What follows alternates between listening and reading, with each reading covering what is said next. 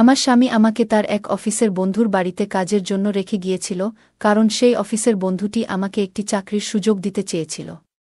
প্রশিক্ষণের সময় আমি লক্ষ্য করেছিলাম যে তার আচরণ মাঝে মাঝে অস্বস্তিকর হয়ে উঠছে। বিভিন্ন অজুহাতে সে আমার কাছে থাকতে চাইত। একদিন সে আমাকে একটি নিচে পড়ে থাকা ফাইল তুলতে বলল, এবং তখন আমি অনুভব করলাম যে সে আমাকে খুব কাছ থেকে পর্যবেক্ষণ করছে। তারপর প্রথমে বস আমাকে কিভাবে কাজ করতে হয় তা শিখিয়ে দিলেন, এবং তারপর কিছু এক্সেল শিট তৈরি করতে বললেন। আমি যখন এক্সেল শিট তৈরি করছিলাম, তখন তিনি আমার পাশে দাঁড়িয়ে পানি পান করছিলেন। তিনি পানির গ্লাস হাতে ধরেছিল, হঠাৎ কিছুটা পানি আমার পিঠে পড়ে গেল। তিনি মৃদুভাবে আমার পিঠে হাত দিয়ে পানি মুছে দিলেন। আমি ততক্ষণে কিছু বলিনি এবং কাজ চালিয়ে যেতে লাগলাম, কারণ যত তাড়াতাড়ি কাজ শিখতে পারব তত তাড়াতাড়ি আমাকে তার অফিসে জয়েন করাবে। তারপর তিনি আমাকে টেবিলে উপরে। পরের দিন আমার স্বামী তার অফিসের বন্ধুকে আমাদের বাড়িতে ডিনারের জন্য আমন্ত্রণ করল এবং হঠাৎ বাইরে জরুরি কাজে বেরিয়ে গেল। বাড়িতে আমি আর তার অফিসের বন্ধু ছিলাম। আমি প্রথমে এই ব্যক্তিকে বিবাহিত এবং বয়স্ক ভেবেছিলাম, কিন্তু তার সাথে কথা বলে বুঝতে পারলাম যে তিনি অনেকটাই অভিজ্ঞ এবং বুদ্ধিমান। তার আচরণ বেশ বন্ধুত্বপূর্ণ ছিল, কিন্তু মাঝে মাঝে কিছু অস্বস্তিকর মুহূর্ত তৈরি হচ্ছিল যা আমি উপেক্ষা করার চেষ্টা করছিলাম। তিনি আসার পর থেকেই আমাকে বিভিন্নভাবে তাকিয়ে থাকতেন। মনে হতো তিনি আমাকে কিছু বলতে চান। আমার নাম তানিয়া। আমি 25 বছর বয়সী তরুণী। আমি গ্রামেই থাকি। আমি দেখতে অনেক সুন্দর ছিলাম। বাইরে বের হলেই ছেলেরা আমার দিকে চেয়ে থাকত। মনে হতো তারা আমাকে কিছু বলতে চায়। আমার এই সুন্দর চেহারা দেখে আমার স্বামীর অফিসের বস আমার প্রেমে পড়ে যায়। বন্ধুরা, আজকের গল্পটা অনেক বেশি স্পেশাল, তাই সবাই রেডি হয়ে যাও। দয়া করে গল্পগুলো ভালো লাগলে ভিডিওটি লাইক, শেয়ার এবং চ্যানেলটি সাবস্ক্রাইব করো প্লিজ। কিছুদিন আগে আমি গ্রাম থেকে শহরে এসেছি এবং এখন 4 মাস পর নতুন পরিবেশের সাথে খাপ খাইয়ে নিতে শিখছি। নতুন চাকরি এবং শহরের জীবন আমার জন্য এক নতুন অভিজ্ঞতা। এখানে আসার কারণ হচ্ছে এই 4 মাসে আমার স্বামী আমার সাথে একবারও দেখা করতে আসেনি। আমি দীর্ঘ 4 মাস পর শহরে আমার স্বামীর সাথে দেখা করতে এসেছিলাম। রাহুল এখানে একটি চাকরি করছে এবং আমাকে শহরে ডেকেছিল। আমি আজ নিজের কিছু জিনিসপত্র নিয়ে তার ফ্ল্যাটে এলাম। তবে আমাকে দেখে রাহুলের মুখে খুশির চিহ্ন দেখা গেল না, বরং সে বিরক্ত হয়ে বলল, তুমি কেন এখানে আসলে? আমি কয়েকদিন পরই তো তোমাকে দেখতে আসতাম। কিন্তু আমি আমার স্বামীর সাথে দেখা করার জন্য অধীর ছিলাম, এবং রাহুল সেটা বুঝতে পারছিল না। তার ফ্ল্যাট খুব অপরিচ্ছন্ন ছিল, যা আমি 2 ঘন্টা ধরে পরিষ্কার করলাম। পরের দিন রাহুল তার এক বয়স্ক সহকর্মীকে বাসায় নিয়ে এলো, যার পায়ে ব্যান্ডেজ ছিল। আমি রাহুলের সাথে এখনও ঠিকমতো সময় কাটাতে পারিনি। আর তখনই তার সহকর্মী এসে গেলেন। রাহুল বলল, সহকর্মীর পরিবার শহরের বাইরে, তাই কিছুদিন আমাদের সাথে থাকবেন। আমি তার যত্ন নিলাম, আর আমার রান্না করা খাবার তার খুব পছন্দ হল। 2 দিনের জন্য থাকার কথা ছিল, কিন্তু এখন তিনি পুরো সপ্তাহ আমাদের সাথে থাকবেন। আমি রাহুলের বন্ধুর জন্যে পানি নিয়ে যাচ্ছিলাম। যখনই বোতল রেখে ঘর থেকে বের হতে যাচ্ছিলাম, তখন হঠাৎ আলমারি থেকে তার ওষুধের বাক্সটি পড়ে যায়। কোনো কিছু না ভেবে আমি নিচু হয়ে ওষুধগুলো তুলতে লাগলাম। তখন আমার নজর উপরে গেলে দেখি, আমার স্বামীর বন্ধুর চোখ আমার দিকে একটু অস্বাভাবিকভাবে তাকিয়ে আছে। ওষুধগুলো তাকে দিয়ে আমি ঘর থেকে বেরিয়ে এলাম। সেই মুহূর্তে রাহুল ঘরে ঢুকল। সে একবার আমাকে এবং একবার তার বন্ধুর দিকে তাকাল। আমি কিছু না বলে আমাদের ঘরে চলে গেলাম। আমি ভেবেছিলাম রাহুল হয়তো কিছু সন্দেহ করছে, কিন্তু পরে বুঝলাম সে কিছুই ভাবছে না। সে হাসতে হাসতে আমার সাথে গল্প করল এবং আমরা শুয়ে পড়লাম। আমি রাতে রাহুলের কাছে যেতে চাইলাম, কিন্তু সে বিভিন্ন বাহানা দিয়ে ঘুমিয়ে পড়ল। সকালে রাহুল অফিসে চলে গেল, কিন্তু তার সহকর্মী বাড়িতেই রয়ে গেলেন। সহকর্মীর খাবারের চাহিদা ছিল ভিন্ন, বিশেষ করে প্রতিদিন ভিন্ন ধরনের নাশতা, বিশেষ ইতালিয়ান খাবার চাইতেন। রাহুল কিছু টাকা দিয়ে গিয়েছিল, কিন্তু খরচ হয়ে যাওয়ায় সামান্যই অবশিষ্ট ছিল। আজকের ডিনারের জন্য পনিরের ব্যবস্থা করেছিলাম, এবং টাকাও প্রায় শেষ হয়ে গিয়েছিল। রাতে আমি রাহুলের কাছে আরও টাকা চাইতে গেলে সে রেগে বলল, আমি তো মাত্র 1000 টাকা উপার্জন করি, আমাকে কি ব্যবসায়ী ভাবছ? আমি বোঝানোর চেষ্টা করলাম সহকর্মীর খাবারের জন্যই সব টাকা শেষ হয়েছে, কিন্তু সে রাগ করে ঘুমাতে চলে গেল। পরের দিন সকালে রাহুল অফিসে চলে যাওয়ার পর আমি তার সহকর্মীকে নাশতা দিতে গেলাম। সহকর্মী আমার হাতে বেশ কিছু টাকা তুলে দিলেন এবং বললেন, গত রাতে তোমাদের কথোপকথন আমি আমার ঘর থেকে শুনেছি। এই টাকাগুলো রেখে দাও, এবং রাহুলকে বলার দরকার নেই, আমার ঘরের খরচ চালানোর জন্য টাকা প্রয়োজন ছিল, তাই আমি সেই টাকাগুলো ফিরিয়ে দিইনি। সন্ধ্যায় রাহুল যখন বাড়ি ফিরল, তখন সে আমাকে কিছু বাড়তি টাকা দিল, কিন্তু আমি তাকে সহকর্মী থেকে পাওয়া টাকার কথা কিছুই বললাম না। দুদিন পর তার সহকর্মীর শরীর ঠিক হয়ে গেল এবং তিনি তার নিজের বাড়িতে ফিরে যাওয়ার প্রস্তুতি নিলেন। যাওয়ার সময় তিনি আমার পিঠে হাত রাখলেন, কিন্তু তার স্পর্শ স্বাভাবিক ছিল না, যেন কিছুটা অস্বস্তিকর। আমি রাহুলকে সহকর্মীর ব্যাগ এনে দিলাম এবং রাহুল তাকে গাড়ি পর্যন্ত পৌঁছে দিতে বাইরে গেল। আমি বাড়িতে নিজের কাজে লেগে গেলাম। আমার শ্বশুর-শাশুড়ি তখন গ্রামে ছিলেন, কিন্তু গত কিছুদিন ধরে এক ধরনের অস্বস্তি আমার মনের মধ্যে কাজ করছিল। যখন রাহুলের সহকর্মী আমাদের বাড়ি থেকে চলে গেলেন, তখন বাড়িটা হঠাৎ করে খুব ফাঁকা আর শান্ত লাগছিল। মনে হচ্ছিল যেন আমার একটা বড় সমস্যার সমাধান হয়েছে। এখন আমি আমার স্বামীর সাথে যতটা খুশি, ততটা সময় কাটাতে পারব। বেশ কিছুদিন ধরে রাহুল বাড়িতে তেমন সময় দিচ্ছিল না। একদিন বাইরে গিয়ে দেখলাম সে কোথাও নেই, সম্ভবত অফিসে চলে গেছে তার সহকর্মীর সাথে। মাঝে মাঝে রাহুলকে বুঝতে আমার খুব কষ্ট হয়। 2 দিন পেরিয়ে গেছে, সে রাতে বাড়িতে আসে আর সরাসরি ঘুমিয়ে পড়ে। একদিন রাহুল হঠাৎ অফিস থেকে তাড়াতাড়ি ফিরে এলো। আমি খুশি হলাম, কিন্তু যখন তাকে ভালো করে দেখলাম, তখন বুঝতে পারলাম সে কিছুটা চিন্তিত। আমি তার কাছে জানতে চাইলাম, কি নিয়ে এত চাপ? সে বলল, তানিয়া, আমাদের কাল বিকালের মধ্যেই এই বাড়ি ছাড়তে হবে। গত 2 মাসের ভাড়া আমি দিতে পারিনি। বাড়িওয়ালার ফোন এসেছিল, শুধু ভাড়া নয়, তিনি বাড়ি খালি করার জন্যও বলেছেন। রাহুলের কাছে 2 মাসের ভাড়া দেওয়ার টাকা ছিল না, তাই আমি গ্রামের বাড়ি থেকে আনা সঞ্চিত কিছু টাকা তাকে দিলাম। তবুও আরও 10,000 টাকার প্রয়োজন ছিল। তখন আমি আমার সোনার কানের দুল বিক্রি করলাম, আর সেই টাকা দিয়ে ভাড়া মিটিয়ে দিলাম। কিন্তু এখন আমাদের এই বাড়ি ছেড়ে দিতে হবে, আর কোথায় যাব সেটাই চিন্তার বিষয়। ঠিক তখনই রাহুলের সহকর্মীর ফোন এলো, আর রাহুল তাকে সবকিছু জানাল। সহকর্মী আমাদের তার বাড়িতে থাকার জন্য আমন্ত্রণ জানালেন। রাহুল বলল, আমাদের থাকার ব্যবস্থা হয়ে গেছে। কিছুদিন আমরা সহকর্মীর বাড়িতে থাকতে পারব। এরপর আমি তাড়াতাড়ি আমাদের ব্যাগ গুছিয়ে নিলাম এবং আমরা তার বাড়ির উদ্দেশ্যে রওনা হলাম। সহকর্মীর বাড়ি ছিল বিশাল এবং আমাদের জন্য একটি বিশেষ ঘর বরাদ্দ করা হল। আজকের পরিস্থিতি কিছুটা চাপের ছিল, তবে সাময়িক। আমরা নতুন করে পরিকল্পনা করতে শুরু করলাম। রাতে আমরা কোনোমতে ঘুমাতে পারলাম। পরের দিন সকালে নাস্তার পর আমি দেখলাম রাহুল তার ব্যাগে কিছু কাপড় গুছাচ্ছে। আমি জানতে চাইলাম, তুমি আলাদা করে ব্যাগ গুছাচ্ছ কেন? কোথায় যাচ্ছ? রাহুল বলল, তানিয়া, আমি কয়েকদিনের জন্য শহরে যাচ্ছি। অফিসের জরুরি কাজ আছে। শহরে গিয়ে আমি অতিরিক্ত কিছু টাকা পাব, যা আমাদের কাজে লাগবে। রাহুলের এই দৌড়ঝাঁপ দেখে আমার মায়া লাগল। সে আমাদের পরিবারের জন্য কত পরিশ্রম করছে। 2 দিনের জন্য সে বাইরে চলে গেল। তার যাওয়ার পর রাতে আমি একা ঘুমাতে পারছিলাম না। দীর্ঘ সময় ধরে আমি জেগেছিলাম, নানান চিন্তায় ডুবে।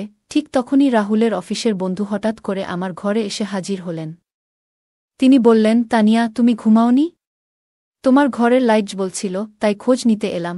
তখন আমি তাকে বললাম, রাহুলের আয়ে সংসার চলছে না। কিভাবে সংসার চালাবো সেই চিন্তায় আছি। সহকর্মী তখন আমাকে সান্ত্বনা দিয়ে বললেন, তুমি চিন্তা করো না, আমি আছি। আমি সব ঠিক করে দেব, তবে তোমার সাহায্য লাগবে। তুমি চাইলে তোমার স্বামীর অবস্থা বদলে যেতে পারে। এতটুকু বলে তিনি আমাকে কাছে টানার চেষ্টা করলেন। আমি সঙ্গে সঙ্গে নিজেকে সরিয়ে নিলাম এবং দৃঢ়ভাবে তাকে না বললাম। আমি তাকে দূরে সরিয়ে দিয়ে বললাম, আপনি কি করছেন? এর মানে কি? তিনি বললেন, তানিয়া, আমাকে ভুল বোঝো না, আমি শুধু তোমাকে সাহায্য করতে চেয়েছিলাম। তোমাকে আমার কোম্পানিতে চাকরি দেওয়ার কথা ভাবছিলাম। আমি শান্তভাবে উত্তর দিলাম, আমার কোনো চাকরির দরকার নেই।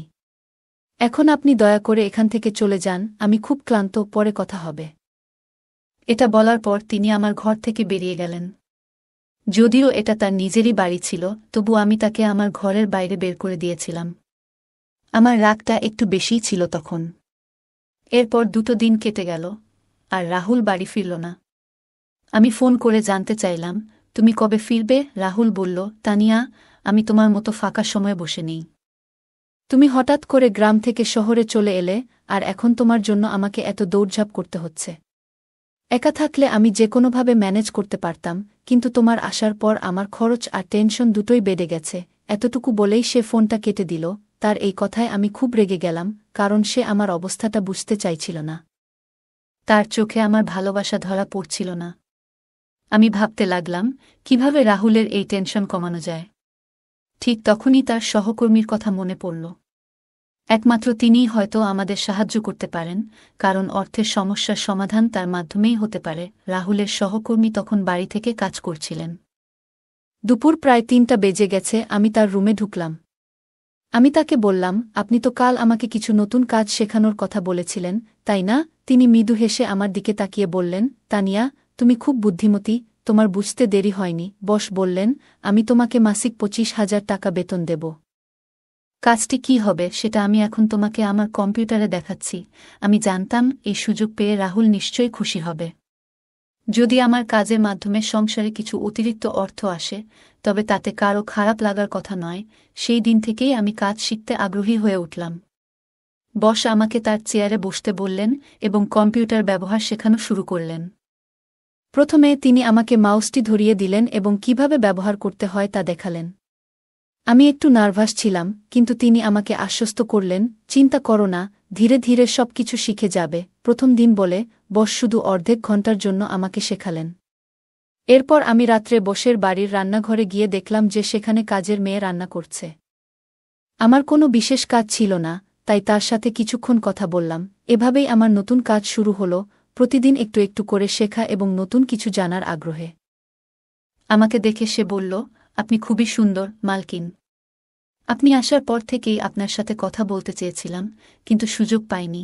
আমি হেসে বললাম, তোমার নাম কি? এবং ধীরে ধীরে তার সাথে কথা বলা শুরু করলাম। আমি বসের পরিবারের বিষয়ে জানতে চাইলাম। ঠিক সেই মুহূর্তে বস তাকে ডাকলেন, আর সে দ্রুত একটি গ্লাস পানি নিয়ে বেরিয়ে গেল।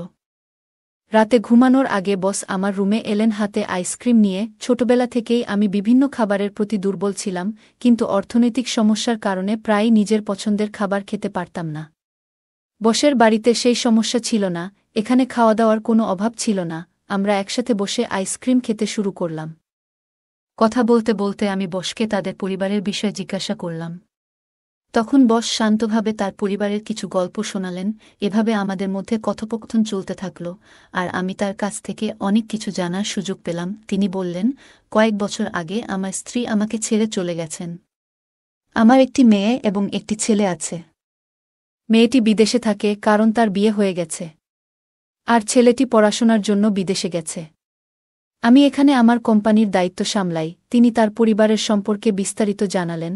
তারপর আমাকে বললেন, তানিয়া, তুমি আমাকে বারবার বস বলে ডেকে ওঠো, যা আমার পছন্দ হচ্ছে না। তুমি আমার নাম ধরে ডাকতে পারো। কিছুদিন পর তোমাকে অফিসে কাজ শুরু করতে হবে, তখন তোমার পোশাক পরিচ্ছদ ঠিকঠাক হওয়া দরকার। আমি তোমাকে একটি ভালো পদে রাখব, তাই তোমাকে নিজেকে আরও পরিপাটি রাখতে হবে।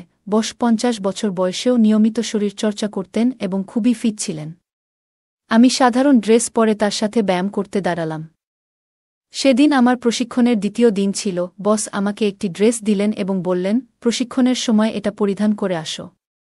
এতে তোমার অফিসের পরিবেশে মানিয়ে নিতে সুবিধা হবে এবং ধীরে ধীরে ইউনিফর্মের অভ্যাস হয়ে যাবে। কিন্তু ড্রেসটি হাঁটুরও উপরে এবং খুবই ছোট ছিল, যা আমার পছন্দ হয়নি। তাই আমি সিদ্ধান্ত নিলাম যে সেটা না পরে সঠিকভাবে একটি শাড়ি পরে আসব। প্রথমে বস আমাকে কিভাবে কাজ করতে হয় তা শিখিয়ে দিলেন এবং তারপর কিছু এক্সেল শীট তৈরি করতে বললেন। আমি যখন এক্সেল শীট তৈরি করছিলাম, তখন তিনি আমার পাশে দাঁড়িয়ে পানি পান করছিলেন। তিনি পানির গ্লাস হাতে ধরেছিল। হঠাৎ কিছুটা পানি আমার পিঠে পড়ে গেল। তিনি মৃদুভাবে আমার পিঠে হাত দিয়ে পানি মুছে দিলেন। আমি ততক্ষণে কিছু বলিনি এবং কাজ চালিয়ে যেতে লাগলাম, কারণ যত তাড়াতাড়ি কাজ শিখতে পারব তত তাড়াতাড়ি আমাকে তার অফিসে জয়েন করাবে। অর্ধেক ঘণ্টার প্রশিক্ষণ শেষে যখন আমি তার রুম থেকে বেরিয়ে আসতে যাচ্ছিলাম, তিনি আমাকে থামিয়ে বললেন, সন্ধ্যা ৭টায় তৈরি হয়ে নিও, আমাদের এক কর্মচারীর পার্টিতে যেতে হবে। যেহেতু আমাকে শীঘ্রই অফিসে কাজ শুরু করতে হবে, তাই কিছু সহকর্মীর সাথে পরিচিত হওয়ার জন্য পার্টিতে যাওয়া জরুরি ছিল। আমি পার্টিতে যাওয়ার জন্য রাজি হলাম। সন্ধ্যায় আমি একটি সুন্দর শাড়ি পরে নিজেকে প্রস্তুত করলাম এবং আমরা পার্টিতে পৌঁছালাম। সেখানে নিশা নামের একটি মেয়ের পার্টি আয়োজন করা হয়েছিল। বসকে দেখেই নিশা এগিয়ে এসে তাকে আলিঙ্গন করল এবং তার নাম ধরে ডেকে খুব সহজভাবেই কথাবার্তা বলছিল। তাদের মধ্যে বন্ধুত্বপূর্ণ আলোচনা চলতে থাকল এবং কিছুক্ষণ পর সে চলে গেল। নিশার পেছন পেছন আমি গিয়ে তাকে থামালাম এবং জিজ্ঞাসা করলাম, তুমি বসের সাথে এত সহজে কথা বলতে পারো কিভাবে?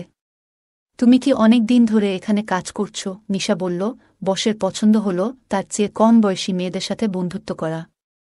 যদি সম্পর্ক ভালোভাবে বজায় রাখা যায় তাহলে কিছু দিনের মধ্যেই ভাগ্য বদলে যেতে পারে। এই বড় পার্টি আমি আমার নিজস্ব উপার্জন দিয়ে দিয়েছি। নিশা বসের কোম্পানিতে কাজ শুরু করার মাত্র 2 মাসের মধ্যেই এতটা উপার্জন করতে পেরেছে, যা আমাকে অবাক করল। আমিও অর্থ উপার্জন করতে চেয়েছিলাম। তাই পরের দিন সকালে আমি বসের রুমে গিয়ে হাজির হলাম। এবার আমি সেই অফিসের ইউনিফর্ম পরেছিলাম যা বস আমাকে দিয়েছিলেন। যদিও ড্রেসটি কিছুটা ছোট ছিল, আমি বুঝতে পারলাম যে এটা কাজের একটা অংশ হতে পারে। আমাকে সেই ইউনিফর্মে দেখে বস কিছুক্ষণ তাকিয়ে রইলেন। আজ আমি সময়মতো এক্সেল শিটের কাজ শেষ করেছিলাম, আর তিনি আমাকে প্রশংসা করলেন। তখন আমি উঠে গিয়ে তাকে আলিঙ্গন করলাম এবং বললাম, আরিয়ান, এটা সব আপনার জন্যই সম্ভব হয়েছে। আপনি খুব সহজভাবে আমাকে সবকিছু শিখিয়েছেন। আমি প্রথমবার তার নাম ধরে ডাকলাম, আর তিনি বুঝতে পারলেন যে আমি তার বন্ধুত্ব গ্রহণ করেছি। রাতে তিনি আমাকে ডিনারের আগে ছাদে যেতে বললেন। তার ছাদে সুন্দর একটি বাগান ছিল এবং এক কোণে একটি ছোট বারো ছিল। সেখানে পৌঁছানোর পর তিনি শ্যাম্পেন খুললেন এবং উদযাপন শুরু করলেন। তিনি বললেন, এই শ্যাম্পেন আমাদের বন্ধুত্বের জন্য। আমি লক্ষ্য করলাম যে পার্টিতে নিশা এবং আরও কিছু মেয়ে ড্রিঙ্ক করছিল। আরিয়ান যখন আমাকে একটি ড্রিঙ্ক অফার করলেন, আমি তাকে না বললাম না। ড্রিঙ্ক করার পর আমার মাথা একটু ঘোরাতে লাগল এবং সবকিছু অস্পষ্ট হয়ে গেল। তবুও আমি আরও 2 গ্লাস পান করলাম। রাতের খাবার না খেয়েই আমরা ঘুমিয়ে পড়লাম। সকালে সূর্যের আলো চোখে পড়তেই আমার ঘুম ভাঙল। রাতে আমরা নেশাগ্রস্ত ছিলাম, আর আমি এবং আরিয়ান ছাদের একটি ঘরে ঘুমিয়েছিলাম। কিভাবে সেখানে পৌঁছলাম সেটাও আমার মনে নেই। আমরা একে অপরের কাছাকাছি শুয়েছিলাম, কিন্তু আমি তাকে ঘুম থেকে না জাগিয়ে চুপচাপ সেখান থেকে বেরিয়ে এলাম। ছাদ থেকে নিচে নামতেই দেখলাম বাড়ির কাজের মেয়ে আমাকে নির্দিষ্টভাবে লক্ষ্য করছে। আমার ঘরে গিয়ে আয়নায় নিজের দিকে তাকালাম, দেখলাম আমার লিপস্টিক একটু ছড়িয়ে গেছে। আমি ভেবেছিলাম হয়তো ঘুমের মধ্যে এটা হয়েছে, তাই সেটার দিকে খুব একটা মনোযোগ না দিয়ে নিজেকে প্রস্তুত করতে লাগলাম। যখন আমি নিজের ঘর থেকে বেরিয়ে এলাম তখন দেখি আরিয়ান ছাদ থেকে নামছেন। তিনি যখন তার রুমের দিকে যাচ্ছিলেন তখন আমার নজর তার শার্টের দিকে গেল। দেখলাম আমার লিপস্টিকের দাগ তার শার্টে লেগে আছে। বাড়ির কাজের মেয়েটিও তাকিয়েছিল, হয়তো সেও সেটাই দেখছিল যা আমি দেখেছি। আমি ভাবলাম, তার দিকে মনোযোগ দেওয়ার কোনো প্রয়োজন নেই। আমি নিজেকে শান্ত রাখলাম এবং স্বাভাবিক থাকার চেষ্টা করলাম। আমি এই কয়েকদিন ধরে লক্ষ্য করছিলাম যে প্রায় 15 দিন হয়ে গেছে, কিন্তু আমার আর রাহুলের মধ্যে কোনো যোগাযোগ হয়নি। আজ আশা ছিল যে সে আমাকে ফোন করবে, কিন্তু গত 15 দিনে আমি রাগ করে তাকে ফোন করিনি। এই সময়ের মধ্যে আমি অনেক বদলে গিয়েছিলাম। এখন আমার মূল লক্ষ্য ছিল অর্থ উপার্জন করা, এবং সেই প্রক্রিয়া শুরু হয়ে গিয়েছিল গত রাত থেকেই। সন্ধ্যায় বস আমার জন্মদিন উদযাপন করলেন। কিভাবে যেন তিনি আমার জন্মদিনের কথা জেনে গিয়েছিলেন, অথচ রাহুলের এ বিষয়ে কোনো খেয়াল ছিল না। আমি বুঝতে পারছিলাম যে আমি আমার ভালোবাসার ব্যাপারে কিছুটা বিভ্রান্ত ছিলাম। আমার জন্মদিনটা বেশ ভালোভাবে কাটল। সেই রাতে আরিয়ান আমার ঘরে এলেন এবং আমাকে উপহার হিসেবে সোনার ঝুমকা দিলেন। তিনি বললেন, গত কয়েকদিন ধরে দেখছি তোমার কানে খুব সাধারণ ঝুমকা আছে, এতে তোমার সৌন্দর্য কিছুটা কমে যাচ্ছে। এরপর তিনি নিজ হাতে আমার কানে ঝুমকা পরিয়ে দিলেন। তার আমার সৌন্দর্যের প্রতি এতটা যত্ন ছিল, যেখানে রাহুল কখনো আমার জন্য একটি শাড়িও কেনেনি, এমনকি আমার জন্মদিনও ভুলে গিয়েছিল। অনেক পুরুষ বিয়ের পর প্রথম বছর স্ত্রীকে মায়ের বাড়ি যেতে দিতে চান না, কিন্তু এখানে রাহুল আমাকে বসের বাড়িতে ছেড়ে দিয়ে নিজে অন্য শহরে চলে গিয়েছিল। রাহুলের অনুপস্থিতিতে আরিয়ান আমার সব চাহিদা পূরণ করছিলেন, আর রাহুল যেন এসব নিয়ে কোনো ধারণাই ছিল না। সেই রাতে আমি আরিয়ানকে ধন্যবাদ জানালাম, কারণ তিনি আমার জন্মদিনকে বিশেষ করে তুলেছিলেন। আমার জন্মদিন খুব ভালোভাবে উদযাপন করা হয়েছিল, এবং আরিয়ান আমাকে একটি সুন্দর উপহার দিয়েছিলেন। পরের সকালে আমি আরিয়ান এর সাথে ব্যায়াম করছিলাম, তখন সকাল 8টা বাজে। হঠাৎ দেখি রাহুল বাড়িতে এসে হাজির। আমাকে বসের সাথে ব্যায়াম করতে দেখে সে অবাক হয়ে তাকিয়ে রইল, কারণ আমি যেই জিম স্যুট পরেছিলাম সেটি শরীরের সাথে সম্পূর্ণ লেগেছিল। রাহুলকে দেখে আমি তাড়াতাড়ি আমার ঘরে চলে গেলাম। কিছুক্ষণ পর সে ঘরে এসে আমাকে আলিঙ্গন করল এবং বলল, হ্যাপি বার্থডে তানিয়া। তার কাছ থেকে এই শুভেচ্ছা শুনে আমার কিছুই মনেই হল না, কারণ আমার জন্মদিনের দিন সে একটি ফোনও করেনি। সারাদিন আমি তার সাথে তেমন কথাও বলিনি। সন্ধ্যায় হোলির পূজা করার সময়ও আমি একাই গিয়েছিলাম। পরের দিন ছিল দোলযাত্রা, আর আরিয়ান তার বাড়িতে একটি অনুষ্ঠানের আয়োজন করেছিলেন। তার কোম্পানির অনেক কর্মচারী সেখানে উপস্থিত ছিলেন। রাহুল এসে আমাকে রং লাগালো, কিন্তু আমি তাকে রং না লাগিয়ে আরিয়ানের কাছে চলে গেলাম। আমি তার গালে রং লাগালাম, আর তিনিও আমার মুখে রং লাগালেন।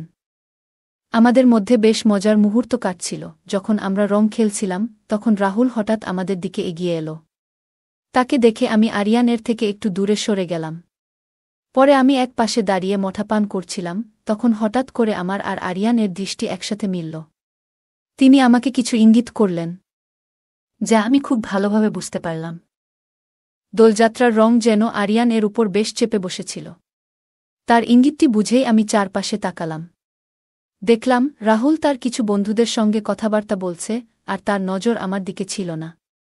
এটা দেখে আমি সরাসরি বাড়ির ভেতরে চলে গেলাম এবং আরিয়ান এর ঘরে গিয়ে তার অপেক্ষা করতে লাগলাম। ঘরে ঢুকে আমি দরজাটা বন্ধ করে দিলাম এবং তাকে আলিঙ্গন করলাম। আরিয়ান আমার হাত ধরে ঠান্ডা পানীয় তুলে দিলেন। আমি দুয়েক চুমুক খেয়ে গ্লাসটি একপাশে সরিয়ে রাখলাম। এরপর তিনি ধীরে ধীরে আমার মুখ স্পর্শ করলেন, আর মনে হচ্ছিল যেন আমি তার এক ভিন্ন দিক দেখতে পাচ্ছি। তার মধ্যে এক অদ্ভুত উচ্ছ্বাস কাজ করছিল। আমাদের সেই মুহূর্তের মাঝে হঠাৎ দরজা খুলে গেল এবং সেখানে রাহুল দাঁড়িয়ে ছিল। আমাকে এবং আরিয়ানকে একসঙ্গে দেখে তার মুখে অস্বস্তি আর রাগের ছাপ পড়ে গেল। তিনি রাগের কণ্ঠে বললেন, তুমি আমাকে দূরে সরিয়ে রেখেছিলে এজন্য? এখন তোমার বসের প্রতি এমন আকর্ষণ? তোমার কি কোনো অনুশোচনা নেই? তার কথা শুনে আমি বিস্মিত হলাম। সে মোবাইলটা তুলে নিয়ে বলল, আমি তোমার ভিডিও করে সবাইকে পাঠিয়ে দেব, যাতে সবাই জানতে পারে তুমি কেমন সতীসাধ্বী। তার এই কথা শুনে আমি তার হাত থেকে মোবাইলটি ছিনিয়ে নিলাম এবং তাকে একটি থাপ্পড় দিলাম।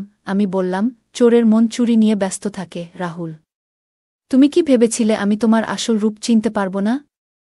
তুমি কিভাবে এতটা নিচে নামতে পারলে? তোমার কোনো লজ্জা নেই, তাই না?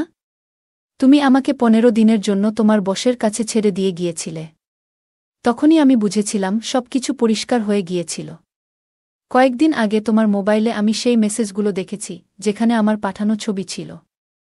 কোনোদিন কল্পনাও করতে পারিনি যে তুমি টাকা রোজগারের জন্য এমন কাজ করবে। তুমি কিভাবে পারলে? তুমি 15 দিনের জন্য আমাকে তোমার বসের হাতে তুলে দিয়েছিলে। তোমার কাছে আমি কিছু না, এটা দেখে খুব কষ্ট পেলাম। তোমার এতটা নিচে নামার কথা ভাবিনি। কয়েকদিন আগে তোমার বসের সঙ্গে আমি তাদের বাড়ির ছাদের বাগানে ছিলাম। তখনই তোমার কাছ থেকে তার কাছে একটি মেসেজ আসে। সেখানে তুমি আরও টাকার দাবি করেছিলে এবং বলেছিলে স্ত্রীর সঙ্গে আরও একটি রাত কাটিয়ে নাও, তারপর টাকা পাঠিয়ে দিও। কিন্তু সেই রাতে আমার সামনে সবকিছু পরিষ্কার হয়ে যায়। আমি বুঝতে পারছিলাম সেদিন রাতটা অন্যরকম হতে চলেছে। তোমার বস তখনও কোনো অশোভন কিছু করেনি, তবে পরিস্থিতি সেদিকেই যাচ্ছিল। আমি তাকে তার মেয়ের কথা মনে করিয়ে দিলাম, যিনি আমারই বয়সী। আমি জিজ্ঞাসা করলাম, আপনার মেয়ের সঙ্গে এমন কিছু হলে আপনি কেমন অনুভব করতেন? আমার কথা শোনার পর তিনি থেমে গেলেন। আমি ভাবিনি আমার কথা তাকে এতটা ভাবাবে। তিনি সঙ্গে সঙ্গে ক্ষমা চাইলেন এবং এরপর থেকে আমাকে সম্মান করা শুরু করলেন, যেন আমি তার নিজের মেয়ের মতো। আমি তোমার মতো মানুষের জন্য উপযুক্ত নই, এটা সবার কাছেই স্পষ্ট। তোমার বস তোমাকে চাকরি থেকে বাদ দিতে চেয়েছিলেন, কিন্তু আমি তাকে থামিয়েছিলাম, কারণ আমি দেখতে চেয়েছিলাম তুমি টাকার জন্য কতদূর যেতে পারো। নিজের স্বার্থে মত্ত থেকে টাকা অর্জনই তোমার লক্ষ্য ছিল। এখন আমি আর তোমার সাথে থাকতে পারছি না। আমি ডিভোর্স দিচ্ছি। রাহুল আমার পায়ে ধরে ক্ষমা চাইতে লাগল, কিন্তু লাভ নেই। সে আমার বিশ্বাস ভেঙেছে। তাই আমি ডিভোর্স দিয়েছি এবং আরিয়ান তাকে চাকরি থেকে বরখাস্ত করেছে। আর আমি আরিয়ানের অফিসে চাকরি করতে থাকি। তাই বন্ধুরা, রং দেওয়ার চেয়ে রং বদলানো মানুষদের থেকে সাবধান থাকা উচিত। বন্ধুরা, যদি এই গল্পটি ভালো লেগে থাকে, তাহলে দয়া করে ভিডিওটি লাইক করুন এবং আমাদের চ্যানেলটি সাবস্ক্রাইব করুন। পাশে থাকা বেল আইকনটি প্রেস করুন, যাতে করে আমরা যখনই নতুন ভিডিও আপলোড করি, তার নোটিফিকেশন সবার আগে আপনার কাছে পৌঁছে যায়। ধন্যবাদ, দেখা হবে আমাদের পরবর্তী ভিডিওতে।